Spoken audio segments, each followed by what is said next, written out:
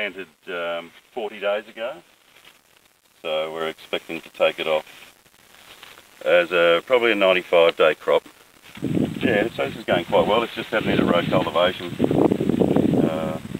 physical inter-row cultivation, no spray.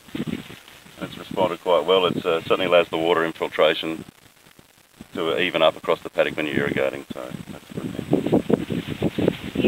This is a fairly late crop start, David, isn't it? Definitely. This is actually the last crop in New South Wales for Edgells this year, so this will be actually the last bit taken in probably the first week of May. So. Right, and is this normal for you to... We don't normally grow a late crop. We normally, okay, so why this year? We had the floods. Where we're standing right now, we'd have a foot or 3 foot of water over our head, I'd say. So. 3 feet over your head? Yeah, no, we're in a bit of a depression here. So. And how long ago was this? Well, that was the 10th of December. Okay, and you've got this up in that time since then? Well, we had to get rid of a crop of coriander, and you can see here that some of it, obviously, we didn't get to strip very much of it, but yeah, we've got a bit of cat hair there too. Yeah. Well, we lost our coriander crop. Okay, so were you able to fertilise and do everything, cultivate the way you would normally do? No, normally not. After the flood? No, it was sort of a bit of a quick decision to put the crop in, and we didn't get the deep root before we planted. It was a very rushed job. We got the fertiliser all in very close, like a minute before planting, rather than getting it out there a week or so beforehand, letting it sort of bed in. So you must be very pleased with this response. Well, this has come through very well, really. How do you explain that it's so good? Well, all of these paddocks better and better as the years go by. We've decided to use good fertilisers, very high silica, very high carbon, very high calcium silicas. Their phosphorus content isn't acid treated, which I think has woken up the bugs rather than suppress the bugs to go about their work and make a lot of this unavailable stuff available. So when you say unavailable stuff, what are you talking about? Well, like locked up tricalcium phosphate.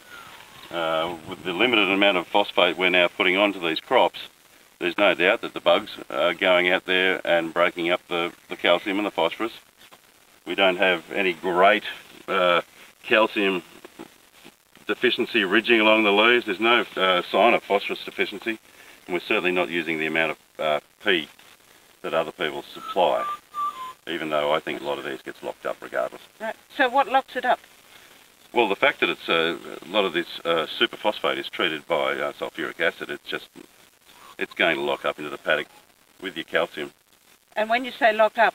Makes it unavailable to a normal biology in conventional cropping, should I say. Right, okay. But in this style of cropping, the biology's up there and happening, and it's solubilising. It's taking it apart. And what about yields? Well, look, we've got the Simplot guys scratching their head every time they come here and leave, wondering how we get these yields, good yields, top yields, and top recovery. What is a top yield? Well, 23, 24 tonnes to the hectare of the actual cob. And what's normal? Oh, I'd say the average is coming up these days, so normal average might be 22, 21 tonne. Okay. Yep. So, we're able to stay up there and put much less fertiliser on.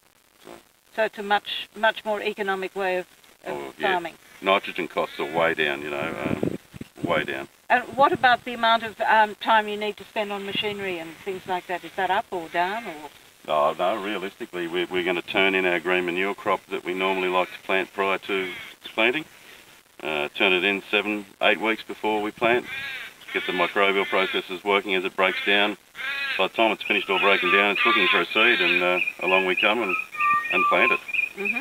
And when you plant it, do you fertilise at the same time? We try to put a little bit beside the seed just to make sure we get up and going. But we're not putting bulk amounts of phosphorus down there. We're putting bulk amounts of calcium and carbon and silica and boron, and not bulk boron, a little bit of boron, and molybdenum, zinc, iron if required, because we have, for some reason, high copper levels here.